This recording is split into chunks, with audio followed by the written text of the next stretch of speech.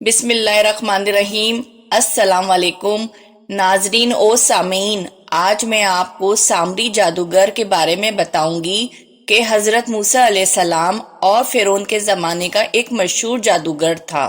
سامری بنی اسرائیل کا نہایت گمراہ گو آدمی تھا۔ اس کی ماں نے برادری میں رسوائی اور بدنامی کے ڈر سے اس کو پیدا ہوتے ہی ایک پہاڑ کی ایک غار میں چھوڑ دیا تھا۔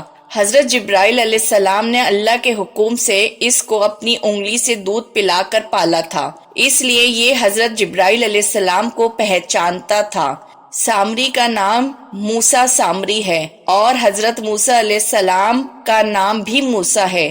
سامری کی پرورش حضرت جبرائیل علیہ السلام نے کی تھی اور حضرت موسیٰ علیہ السلام کی پرورش فرعون کے گھر میں ہوئی۔ فرعون کے گھر پرورش پانے والا بچہ حضرت موسیٰ علیہ السلام جو خدا کے رسول ہوئے، اور حضرت جبرائیل علیہ السلام کا پالا ہوا بچہ موسیٰ سامری کافر ہوا۔ فرعون کی ہلاکت کے بعد بنی اسرائیل اس کے پنجے سے آزاد ہوا اور حضرت موسیٰ علیہ السلام کو خدا کا حکم ہوا کہ وہ 40 دن کوہ طور پر اعتکاف کرے، اس کے بعد انہیں توحید دی جائے گی۔ چنانچہ حضرت موسیٰ علیہ السلام کوہ طور پر چلے گئے اور بنی اسرائیل کو اپنے بھائی حضرت ہارون علیہ السلام کے سپرد کر دیا۔ 40 دن تک دن بھر روزے رکھ کر ساری رات عبادت میں مصروف رہتے، اور ادھر سامری کو بنی اسرائیل کو گمراہ کرنے کا موقع مل گیا۔ سامری بنی اسرائیل کے ساتھ مصر سے ہجرت کر کے ساتھ آیا تھا۔ جب حضرت موسیٰ علیہ السلام کو کوہ طور سے واپسی آنے میں دیر ہوئی تو سامری نے بنی اسرائیل میں یہ اغوا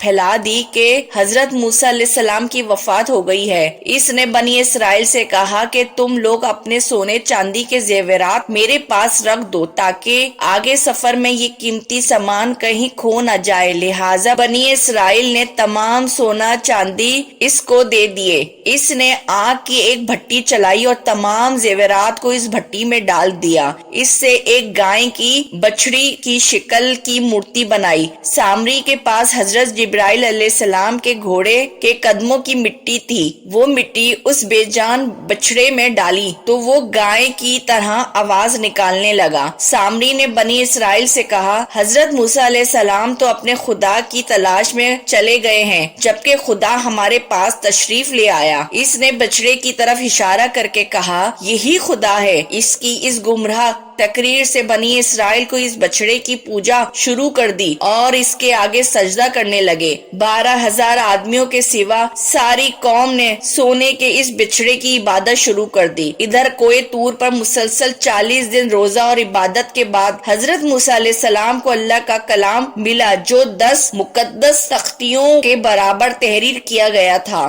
جب آپ کوہ طور سے واپس آئے تو آپ قوم کو کفر اور شرک میں پایا اور لوگ بچڑے کی پوجا میں مصروف تھے۔ یہ دیکھ کر حضرت موسیٰ علیہ السلام کو جلال طاری ہو گیا۔ آپ اپنے بھائی حضرت ہارون علیہ السلام کی داڑھی سے پکڑ کر گھسٹنا شروع کر دیا اور غصے میں کہا، میں نے تمہیں اس قوم کی ذمہ داری دی تھی، پھر یہ بچڑے کی پوجا کیوں کر رہے ہیں؟ حضرت ہارون علیہ السلام نے کہا کہ میرے بھائی، آپ کی ساری قوم سامری کی وجہ سے اس شرک کے اندر مبتلا ہوئی ہے، اور یہ تمام لوگ سامری جادوگر کی وجہ سے اس بچڑے کی پوجا کرنے لگے ہیں۔ اس وقت حضرت نے سامری سے پوچھا کہ تم نے یہ شرک کیوں کیا؟ سامری جادوگر نے کہا کہ میں اپنے نفس کے ابھارنے کی وجہ سے کیا ہے، اور یہ بچڑا ہی ہمارا رب ہے، ہم اس کی پوجا کریں گے۔ اس وقت حضرت موسیٰ علیہ السلام نے غضبناک ہو کر سامری کے لیے دردناک بد دعا کی تو اللہ تعالیٰ نے سامری کو ایک ایسے دردناک بیماری میں مبتلا کیا کہ وہ ساری زندگی لوگوں سے یہی کہتا رہا کہ میرے پاس مت آنا اور مجھے ہاتھ مت لگانا،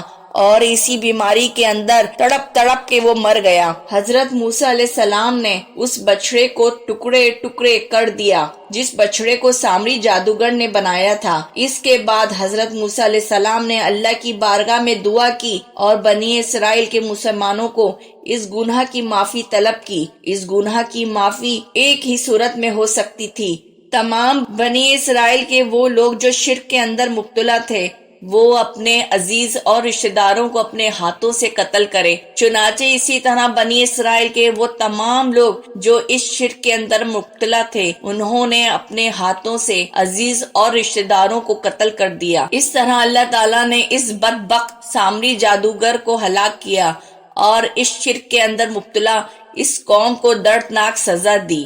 یا اللہ ہم سب مسلمانوں کو شرک کرنے سے بچا اور ہم سب مسلمانوں کے ایمان کو مضبوط فرما، آمین۔ اگر میری ویڈیو پسند آئی ہو تو میری ویڈیو کو لائک اور کمنٹ باکس میں کمنٹ کرنا نہیں بھولیے گا، اور اس طرح کے واقعات سننے کے لیے میرا چینل اسلامک علمی تھروز ضرور سبسکرائب کر لیجئے۔ شکریہ۔